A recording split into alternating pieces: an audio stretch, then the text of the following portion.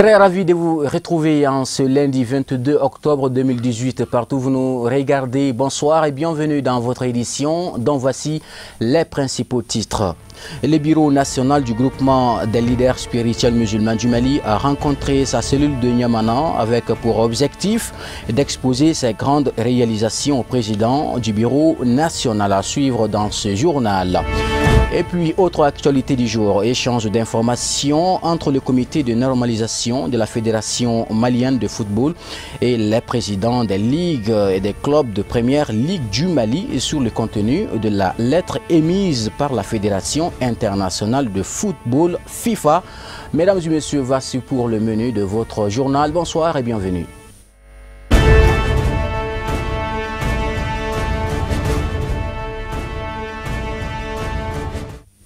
Une fois de plus, si vous nous rejoignez, bonsoir et bienvenue dans votre édition. Le ministre de la Jeunesse, de l'Emploi et de la Construction citoyenne, porte-parole du gouvernement malien, a une fois de plus tenu ce dimanche 21 octobre son briefing hebdomadaire au Centre d'information gouvernementale du Mali, Sigma à Amdalaï, à Seydemil. Reportage Mamadou Ben Cherif Soumano et Séruniari avec la voix d'Ahamadou Diara. Des questions d'actualité brûlantes à l'ordre du jour de ce point de presse animé par le ministre porte-parole du gouvernement. Fondamentalement, trois grands sujets ont été passés au crible pour faire part à l'opinion nationale la position de l'État malien, notamment sur le bras de fer engagé par les magistrats voilà bientôt 112 jours. Situation de nature à paralyser complètement l'appareil judiciaire au Mali. Pour mettre les magistrats à l'abri du besoin. L'État consentit d'énormes efforts, comme je l'ai dit. Il a dit qu'il n'y a pas de magistrat qui n'a pas connu au moins une augmentation de 200 000 francs CFA. C'est au moins. Ça varie de l'échelon. Donc ça veut dire que c'est les efforts qui ont été consentis. C'est après que les magistrats avaient organisé un séminaire à l'hôtel Salam, si je ne m'abuse. Au cours de ce séminaire, ils avaient fait des résolutions et recommandations qui est quand même d'harmoniser leur salaire avec la sous-région. Bon, ce document n'est pas un engagement de l'État malien. Ça peut servir de base de discussion et d'échange. Le jour d'aujourd'hui, avec la tenue prochainement du forum social pour discuter des questions de salaire, je pense que cela permettra de dégager un consensus autour de la problématique de rémunération au Mali. Un autre sujet qui défraie la chronique en ce moment dans le pays est sans nul doute le découpage administratif sur fond de spéculation. De mauvaises interprétations relevées ça et là, il ne s'agit en réalité que d'un avant-projet dont l'initiative remonte à 2012, dira le conférencier. Le découpage administratif. Comme vous le savez, depuis certains jours, des rumeurs circulent, souvent des intoxications autour de ces découpages administratifs. C'est pour dire qu'au jour d'aujourd'hui, le ministère de l'administration territoriale, conformément à la continuité de l'État, vous le savez, c'est depuis 2012 que le découpage administratif a été initié. C'est un avant-projet, une piste de réflexion. Cet avant-projet sera soumis lors des concertations régionales, puisque les concertations régionales seront organisées dans toutes les régions du Mali, pour échanger avec l'ensemble des acteurs sociaux professionnels du Mali, tous les acteurs, et avoir un compromis. C'est après cela qu'il y aura un projet de loi qui sera examiné par le Conseil des ministres. Et après ce projet de loi sera soumis également à l'Assemblée nationale, où encore il y a les mécanismes de discussion, enfin, avant d'arriver à la loi consacrant portant création de circonscriptions administratives au Mali. Enfin, il a été surtout question du pacte pour la paix, qui n'est sans doute pas un nouvel accord selon le porte-parole du gouvernement. En d'autres termes, le conférencier parle plutôt de renouvellement des engagements des parties prenantes pour une mise en œuvre adéquate de l'accord pour la paix et la réconciliation issue du processus d'Alger. Aujourd'hui, nous nous félicitons tous du retour de la confiance. Nous nous félicitons tous de la mise en œuvre de cet accord qui nous amènera à la paix, puisque, comme on le dit, c'est un accord pour la paix. Aujourd'hui, nous nous félicitons de la désignation des autorités intérimaires dans toutes les régions concernées. Nous nous félicitons également de l'opéralisation du MOC, le mécanisme opérationnel de coordination. Nous nous félicitons également de l'avancée par rapport au site de cantonnement du DDR. Là aussi, il y a des avancées notoires.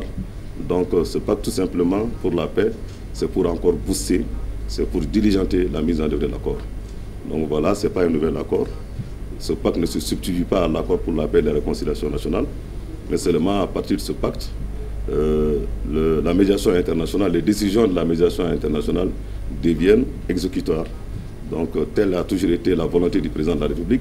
Ce briefing animé de façon hebdomadaire par le ministre Koïta, porte-parole du gouvernement, se veut surtout un cadre de communication sur l'ensemble des grandes décisions des autorités pour un meilleur ancrage de la démocratie au Mali.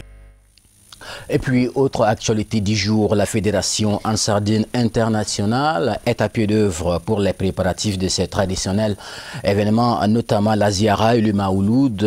C'est dans ce cadre que le Bureau exécutif national a initié une rencontre extraordinaire samedi 20 octobre 2018 au siège de la dite association à Bankoni-Dianguiné-Bougou, en commune 1 du district de Bamako. La cérémonie a enregistré la présence des responsables de l'association ainsi que les représentants des 46 sections du Mali. On fait le point avec Fatoumata Yakane et Baba Keita.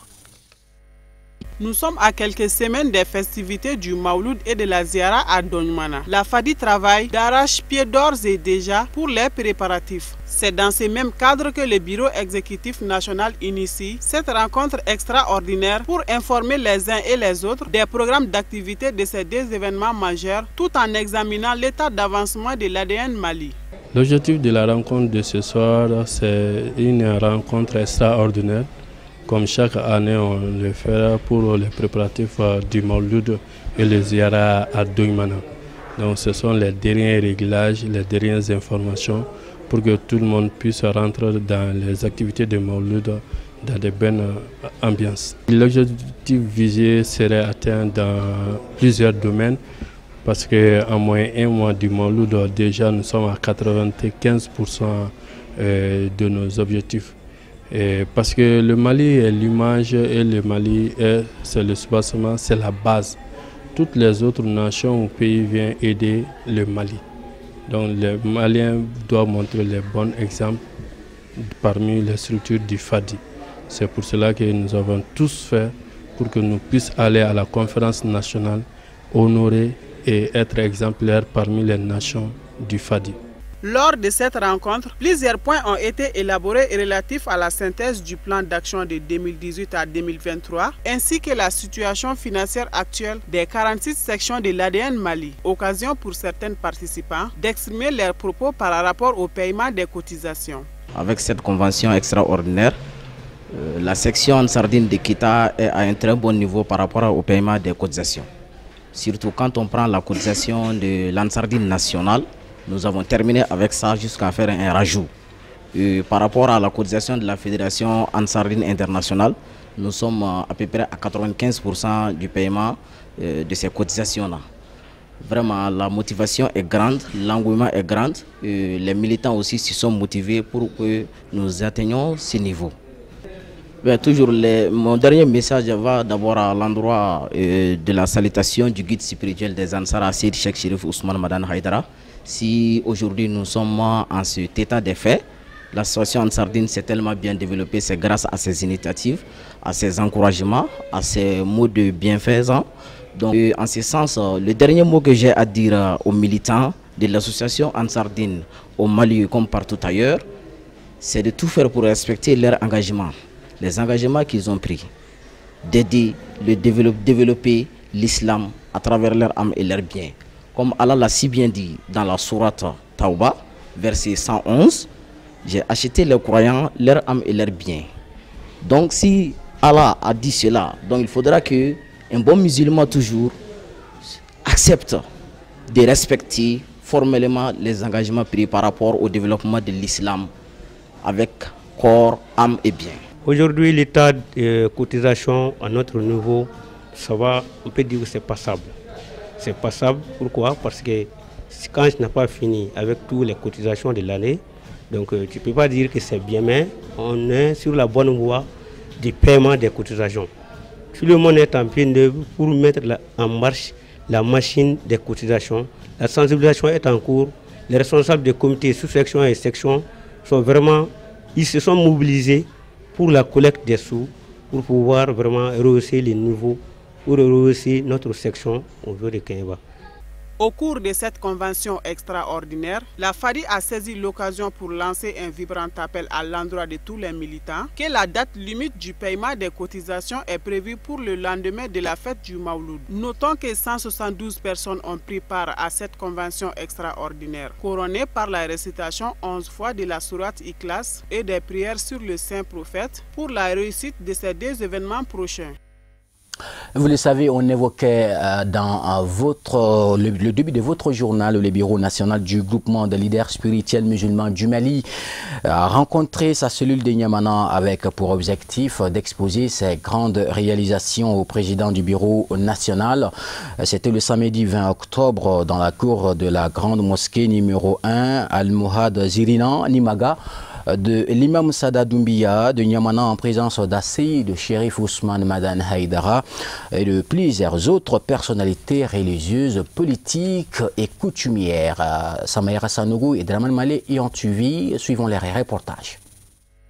La cellule communale du bureau du groupement des leaders spirituels musulmans du Mali de Niamana, en droite ligne avec les recommandations de Seydi Chérif Ousmane Madan Haïdara, président du bureau national, qui se fixe comme mission de prêcher et de défendre la religion musulmane, a beaucoup œuvré pour l'apaisement et la réconciliation de la population de Niamana. Au terme de cette mission annuelle, ils ont décidé de rencontrer le bureau national du groupement des leaders spirituels musulmans du Mali pour un compte rendu du chemin parcouru. L'objectif de cette rencontre est de présenter à nos hautes autorités qui sont nommées notre bureau national les activités qu'on a menées d'un certain intervalle bien déterminé de l'an passé jusqu'à cette année. C'est pour présenter nos activités à tous les musulmans, qu'ils sachent l'existence du groupement des leaders de Niamana et ses activités. Le groupement des leaders spirituels musulmans du Mali a affiché toute sa satisfaction compte tenu de l'aboutissement de cette mission de sensibilisation sur la religion musulmane qui consiste à renforcer davantage le vivre ensemble. Vraiment, c'est un bureau qui est très actif. Vraiment, il vient de nous montrer que Niamana vraiment est leader par rapport aux autres bureaux vraiment qui fonctionnent très bien. Vraiment, on a vu tellement de choses ici. Depuis ce matin, les gens sont sortis, au moins, notamment pour accueillir notre président qui est le shérif, Seydi Chérif Ousmane Madan Haïdara. Et aujourd'hui, c'est un grand jour pour Niamana. La lecture du Saint-Coran, les séquences de prêches et des témoignages sur les actes de bienfaisance du guide spirituel des Ansar, président du groupement spirituel des leaders religieux du Mali, Seydi Chérif Ousmane Madan Haïdara, ont été les temps forts de cette cérémonie. Et puis, le président du mouvement pour l'Union des Maliens, Cheikh Harouna Sankaré, a convoqué une réunion avec ses collaborateurs. L'objectif était d'informer les militants et sympathisants sur son intention de surseoir à toute activité politique pour ne s'occuper que des attentes de son mouvement à caractère apolitique. C'était le samedi 20 octobre 2018 au siège du mouvement à Rimadjo, en commune 6 du district de Bamako. Mamadou Ben Ousmanou et Fousseni Keïta étaient présents pour Chérif la télévision. Suivez les reportages. Selon Harouna Sankaré, après une longue réflexion et des conseils des sages, notamment ceux des parents, il décide d'abandonner désormais son projet de créer un parti politique pour mettre ainsi fin à toutes ses activités politiques. Avant la création du mouvement Harouna 2018, nous avons créé le mouvement pour l'Union des Maliens lorsque le problème du centre du Mali a commencé en 2016. Nous avons créé le mouvement pour l'Union des Maliens pour la cohésion, pour la réconciliation, le pardon et l'entraide entre les filles et les fils du Mali. Nous menons aussi des activités, des actions humanitaires envers les personnes démunies. Et suite à ça, à l'approche de l'élection présidentielle, nous avons jugé nécessaire d'apporter notre contribution donc, au développement de notre pays. C'est ainsi que nous avons décidé à l'unanimité de porter notre candidature à l'élection présidentielle. Après l'élection présidentielle, nous avons décidé aujourd'hui faire une déclaration pour dire que nous mettons fin à nos activités politiques. Dans tous les cas, le mouvement pour l'Union des Maliens, le MIM, n'a jamais été politique. Et même pendant la campagne, nous avons pris toutes nos précautions pour épargner le MIM dans le cadre politique.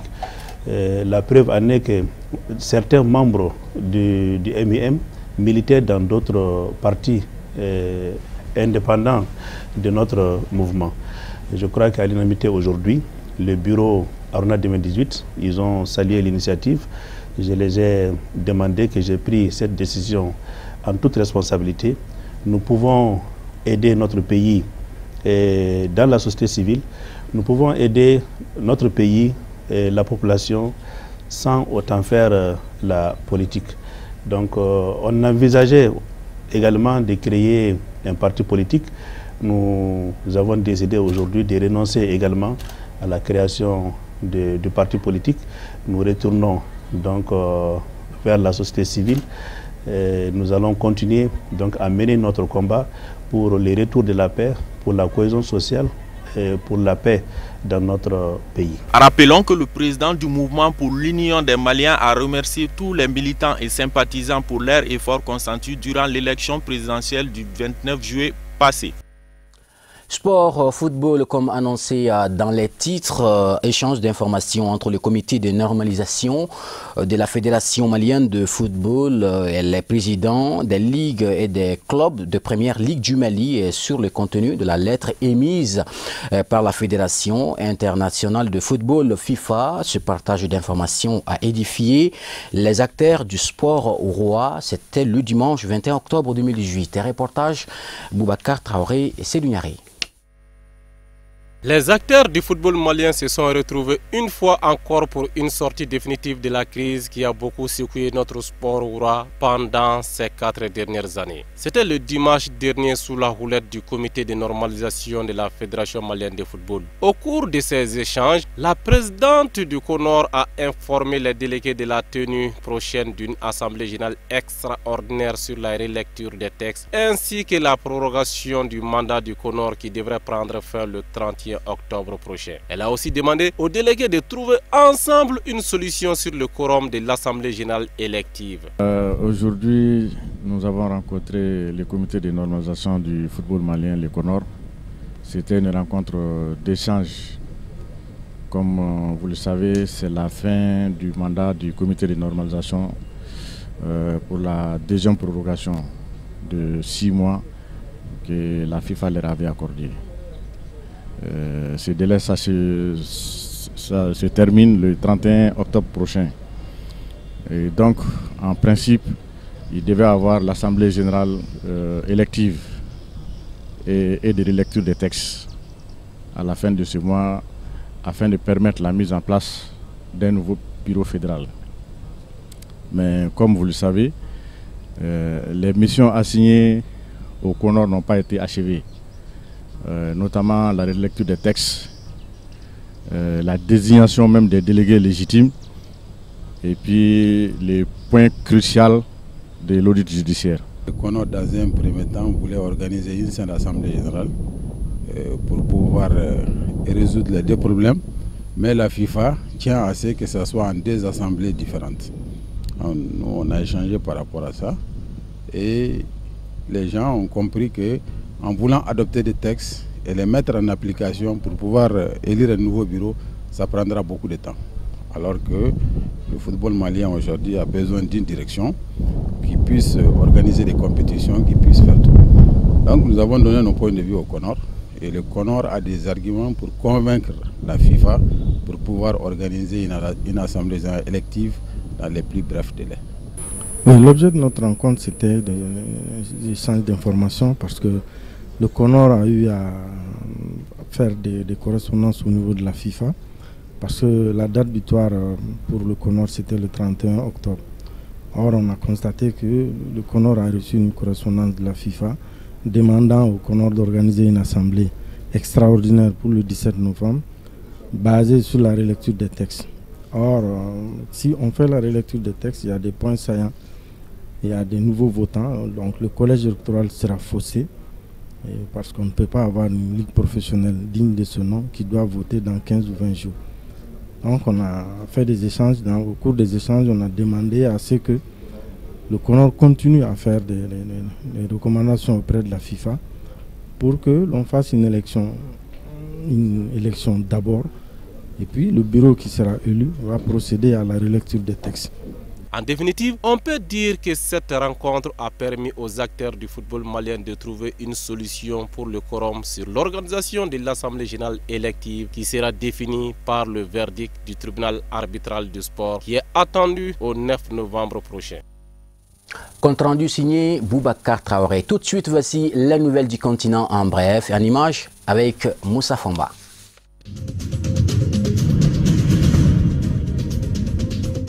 Au Cameroun, le Conseil constitutionnel proclame ce lundi les résultats de l'élection présidentielle qui s'est tenue le 7 octobre. Dimanche à Douala, en prélude à cet événement, des opposants ont projeté une manifestation de protestation dans les rues de la ville. Ils entendaient dénoncer ce qui pour eux n'est rien d'autre qu'un hold-up électoral en prévision de la victoire probable de Paul Biya. Les forces de l'ordre ont fait échec à cette manifestation. À Yaoundé, en revanche, c'était le calme plat. Toute la journée, des employés se sont affairés sur l'une des 7 collines de la ville où est juché le palais des congrès et où siège le Conseil constitutionnel. La cérémonie de proclamation des résultats de la présidentielle y était prévue à 11 h en fin de matinée. Au moins 12 personnes ont été tuées dans la soirée du samedi 20 octobre à Beni, Nord Kivu, d'après un premier bilan fourni par le bourgmestre de la commune de Rouenzeri et la société civile. La population est descendue dans la rue pour manifester contre cette énième attaque en pleine ville de Beni. Dimanche matin, plusieurs corps gisaient encore par terre, provoquant la colère de la population qui est descendue dans la rue. Le bâtiment de la mairie a été la cible des projectiles et plusieurs autres cas de casse ont été rapportés. L'armée et la police ont tiré pour disperser les manifestants. Plusieurs jeunes présumés auteurs de cet acte de casse ont été interpellés. Dans la ville, la situation était toujours tendue. Un an après sa disparition au Nigeria, le dirigeant indépendantiste biafrais Nnamdi Kanu aurait-il refait surface en Israël? Une vidéo fait sensation sur les réseaux sociaux. Coiffé d'une kippa et enveloppé dans un châle de prière, un homme ressemblant trait pour trait à Nnamdi Kanu se recueille devant le mur de lamentation de Jérusalem. Une voix off commente: c'est le chef suprême du mouvement indépendantiste pour les peuples indigènes du Biafra dans la ville sainte de David. L'avocat de Nnamdi Kanu, qui avait d'abord refusé de se prononcer sur la vidéo, a assuré avoir reçu une confirmation directe du dirigeant séparatiste. Son frère a annoncé de son côté à l'agence France Presse avoir pu lui parler au téléphone et qu'il allait bien.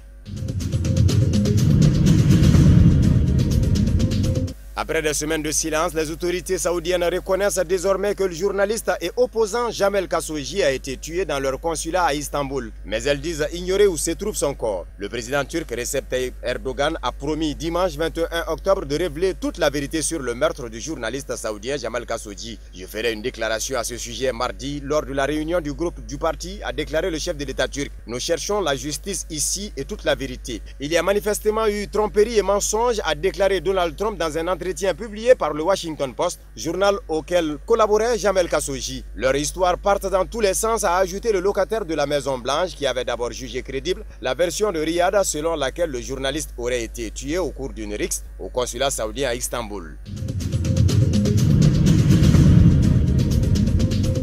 Ils sont environ 380 000 migrants congolais expulsés de l'Angola. Ces migrants ont quitté l'Angola en moins d'1 mois au terme de l'opération Transparence de lutte contre le trafic de diamants selon les autorités angolaises. Le ministre d'État et chef de la sécurité présidentielle responsable de l'opération, Pedro Sebastião, a affirmé que des diamants d'une valeur de plus d'1 million de dollars avaient été saisis. Ce territoire semblait être un no man's land. Tout le monde exploitait illégalement des diamants sans aucun revenu pour le peuple et c'est pourquoi le gouvernement a pensé qu'il était nécessaire de mener cette opération aussi longtemps que nécessaire afin de stabiliser la région et le pays, explique Pedro Sebastião. Kinshasa a fait part pour sa part mardi de toute son indignation et ses vives protestations à l'Angola qui a expulsé 200 000 Congolais dont 30 000 brutalement et avec des pertes en vies humaines.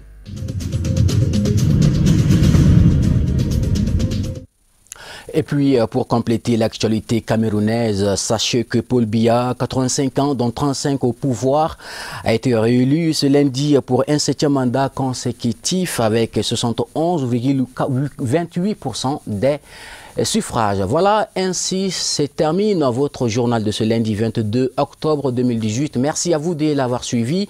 Comme tous les lundis, le journal en langue nationale Bamanankan sera là tout à l'heure avec, bien sûr, Ousmane Sogoy. Quant à moi, je vous retrouve demain avec le même plaisir.